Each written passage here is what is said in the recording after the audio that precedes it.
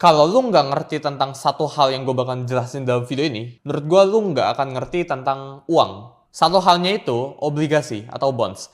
Ini mungkin terdengar seperti boring market, karena ini tuh nggak gerak fluktuatif kayak saham atau kripto. Tapi justru ya bonds atau obligasi, ini yang mempengaruhi kalian itu bisa beli rumah atau enggak, lu itu bisa dapetin pekerjaan atau enggak di masa depan, lu investasi ke sahamnya itu bisa untung atau rugi, ini ditentukan oleh bonds. Sama Bitcoin ini naik atau turun ditentukan oleh bonds juga. Jadi bonds, ya, ini worth over 100 trillion ya, 130 trillion market cap ya.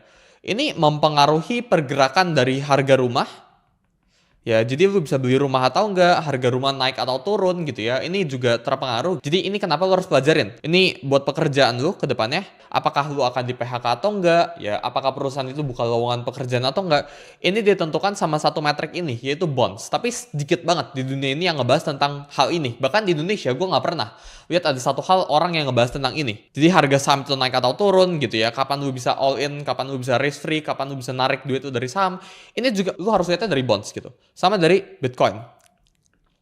Hal satu ini ya, gue harap, gue tahu ada yang kasih tahu ke gue 5 tahun yang lalu. Karena gue udah mulai investasi, gue udah mulai cari uang itu udah dari 6-7 tahun yang lalu. Kalau gue tahu hal ini, ya mungkin gue nggak dapat 1 juta dolar gue itu di umur 18. Mungkin bisa lebih awal, di umur ke-17 atau 16 bahkan. Dan net worth gue per umur 19 ini, ya itu udah ratusan miliar. Ya, dan kalau gue tahu satu hal ini yang gue bakal jelasin dalam video ini ke kalian, ini bakalan life changing buat gue.